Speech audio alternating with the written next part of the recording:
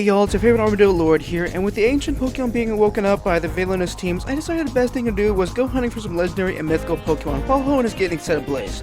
This is how my journey went before quelling the ancients. Before going on a hunt for these low catch rate Pokemon, I stock up on supplies as those stubborn mons will burn through my Pokeballs and my potions trying to keep my mons alive. I begin my first quest by acquiring the old sea map. Showing the map to the sailors, we try to course for the faraway islands to see what Pokemon awaits us. Making landfall, we see that it's the mythical Pokemon Mew, so we chase it down so we can challenge him to a battle. Thankfully, I was able to catch the Mew in my first battle with it and can move on to the next hunt. Before going on the next expedition, I made a change in my team by adding Mew to my roster. Once I was ready, we set sail to our next destination, Southern Island, in which we encountered legendary Pokemon Latios for our first encounter. Or Latias if you reset the battle, which I had to do because Latios was rather stubborn during our bout. Seeing that I'm good with my team, I settle for catching Latias so I can move on to the next rare Pokemon. Before I can do that, however, I need to catch and evolve a Remoraid into Octillery to get the next item. Once I show the sailor the Pokemon, he gives me the Mystic ticket. With the ticket in hand, we head towards Naval Rock. Heading down, I encounter Lugia to challenge it to a battle. However, Lugia was proven to be extremely stubborn as after constant resets, the diving Pokemon just refused to be caught.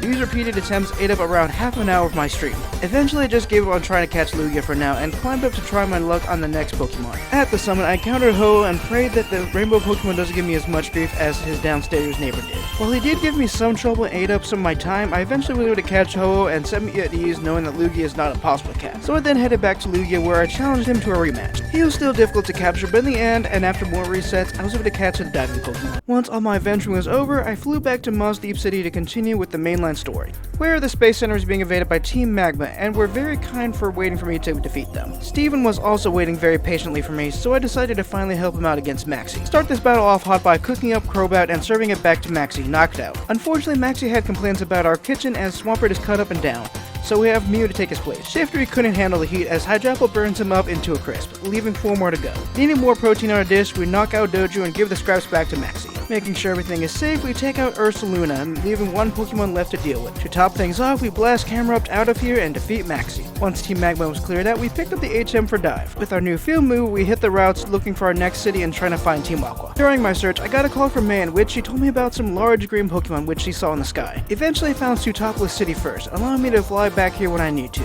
So I go back to diving and searching for Team Aqua. After several attempts, I found the stolen submarine where the villainous team went. I then go on a battle spree against Aquagrunts in order to get to their boss, as well as dealing with the annoying puzzles the cave has to offer me. After dealing with those dual headaches, I finally reached Archie and challenged him to a battle. The battle begins with a slow start due to Wailord's bulk, but I'm finally able to take him down. Thankfully, Sharpedo is the opposite, as Mew is able to take him down with 1 hit. Keeping the ball rolling, we bolt Crobat off the field. Ending things off, we blast Breloom into submission, defeating Archie easily. However, despite being defeated, Archie proves to be a sore loser and awakens Kyogre with the incorrect orb. With both ancient Pokemon awake, we see the effects they're causing in the Hoenn region. Heading back to Sootopolis, we see both Kyogre and Groudon clashing with each other and ruining the region in the process. Crossing the battlefield, I run into Steven and agree to help him with this crisis. We're then told to enter the Cave of Origins to help the champion find a way to deal with this situation. Meeting Wallace, we discuss how Rayquaza is the key to end this feud between the ancient Pokemon and believing that the legendary Pokemon resides at Sky Pillar. So we head on over to meet Wallace and to hopefully find the Sky High Pokemon. After dealing with the minimal cracked floors, we make it to the top and wake up Rayquaza. Heading back to Sootopolis, we witness Rayquaza putting both Groudon and Kyogre in their place, stopping the crisis. For all my hard work, I'm given another Master Ball from Wallace, and he recommends I enter the diving competition in Pacific Log Town to get the HM for Waterfall. With all that completed, I head into the last gym to obtain my final badge. Being able to navigate the ice floor puzzle with ease, I made it to Juan, the leader of the gym. We start things off by entering the Shadow Realm and banishing Starmie in there. Keeping it rolling and Mew getting a power boost for each knockout, we Psychic Blast Kingdra out of the arena. Mew then cooks up some Octopus with the Octillery on the field by bolting him into a perfect crisp. Seeing that Celia is trying to get our scraps, we pelted him with Power Gem to get him out of here. With all those power boosts, we end the battle by one-shotting Whiscash,